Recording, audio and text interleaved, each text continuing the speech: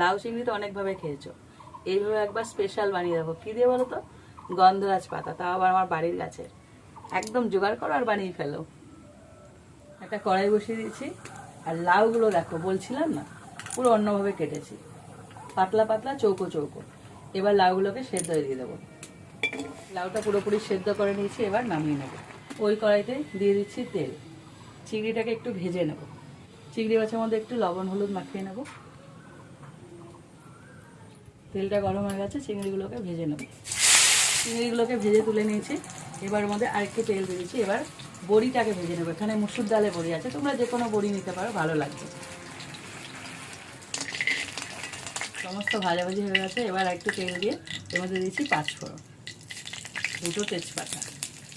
ফোড়নটাকে ভালো করে ভেজে নিয়ে এর মধ্যে দিয়ে দেবো কুচানো পেঁয়াজ। পেঁয়াজটাকে পুরো লাল করে ভেজে নিয়েছি। এবার দিয়ে দিচ্ছি টমেটো কুচি,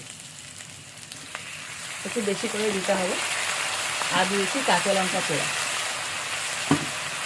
একটা আদাকে এবার গ্রেট করে দেবো। এবার এটাকে ভেজে নেব। এবার একে একে মশলাগুলো দিয়ে দেবো। দিয়েছি লবণ, হলুদ গুঁড়ো, যেহেতু কাঁচা লঙ্কা আছে সেই অনুযায়ী লঙ্কার গুঁড়োটা দিতে হবে, জিরের গুঁড়ো। এবার এটাকে কষিয়ে নিতে হবে। এবার দিয়ে দেবো চিংড়ি মাছের যে মাথা লেজ হয় না, সেটা বাটা এরকমভাবে ছেঁকে দেবো। এটাই না খুব ভালো স্বাদ হয়, হেভি লাগে খেতে। হ্যাঁ, আমি মার এটা একবার অ্যাপ্লাই করেছিলাম কদিন আগে শ্বশুর বাড়িতে, একটা রেসিপিতে। হ্যাঁ, খুব স্বাদ হয়েছিল। চিংড়ির এই রসটা মানে জুসটা দেওয়ার পর খুব ভালো করে কষাতে হবে, না আসল স্বাদ ওখানেই লুকিয়ে আছে। আর ঠিক এই সময় দিয়ে দেবো ভাজা চিংড়িটাকে। পুরো কষানো হয়ে গেছে, তেলও ছেড়ে দিচ্ছে। এবার দিয়ে দেবো লাউটাকে।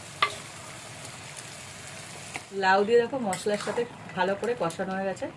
এবার এই রেসিপিটা একটু ঝোল ঝোল টাইপের হবে, মাখা মাখা না। দিয়ে দিচ্ছি জল। আজকে লাউ চিংড়ির স্পেশালিটি কি বলো তো? এই দেখো আমার গাছে, এটা হলো গন্ধরাজ পাতা, আমার হাতের সামনে একদম। আহা, দিয়ে দিচ্ছি ভাজা বড়িগুলো। আর এই দেখো, একটু ছিঁড়ে দিতে হবে, মাছের যে শিরাটা ওটা দরকার নেই।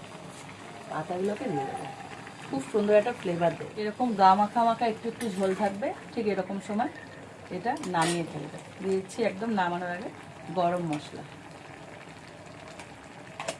আর যেটা না দিলে লাউ ভালো লাগে না, এটা ব্যালেন্স করবে, সেটা হলো চিনি। অবশ্যই দেবে, খুব ভালো লাগবে। তোমরা এই রেসিপিটা একবার হলো ট্রাই করে দেখো।